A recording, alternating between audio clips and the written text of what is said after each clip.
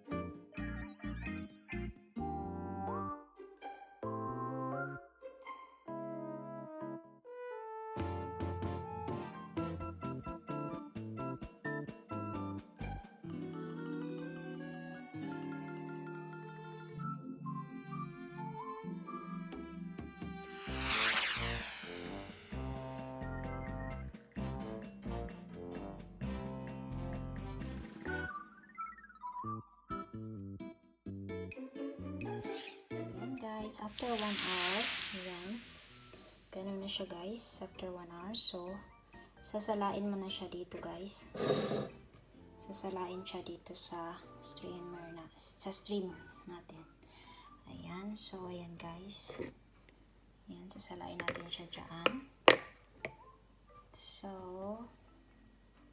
ayan, guys. So, ayan, guys. So, sasalain na natin ang ating ginawang juice. Galing sa Lingonberry. Ayan. So, guys. Ganyan na lang siya, guys.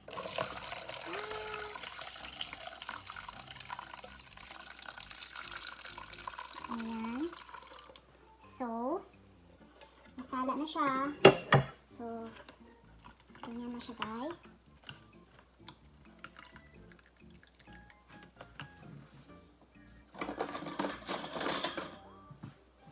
Kuha kayo na pang-press down. Ayan. Para ano talaga yung juice. Para walang sayang. Bawal magtapon. So, ayan, guys. So, ayan na siya. Yun na siya yung Lingonberry. So, tatapon na natin siya. Ito na siya. Tatapon na natin, ha? Okay. Ayan na siya, guys. Ang finished product ng ating ginawang Lingonberry juice. Ayan siya, guys. Ayan. So, ganyan na siya. So, ayan siya, guys. Yan yung ginawa natin. So, palamigin natin siya. And then, i-ano natin siya sa close bottle. Ayan. So, ayan, guys. Ayan, guys. So, ito na yung ginawa nating juice. Ayan. So, titikman na natin. Oy, sarap siya, guys. Masarap na masarap talaga siya. Kasi, it's a wild berry. It's free. You just go to the forest and then pick it up. And then, make a juice. It's free. No preservative.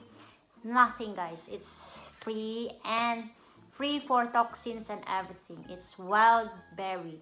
Ayan. So, ang sarap-sarap, guys. It's a name by Lingonberry. Ayan.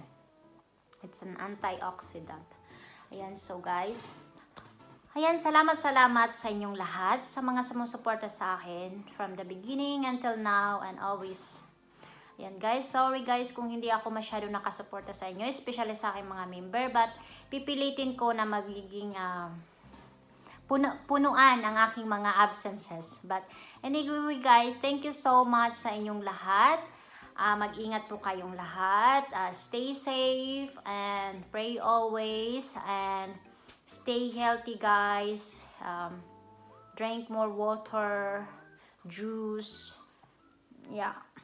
Wash your hands. Wash your hands always, guys, when you go out, when you're doing something like in the public places. Ayan, guys. So, ingat kayo, guys. God bless you always and I love you. Mwah.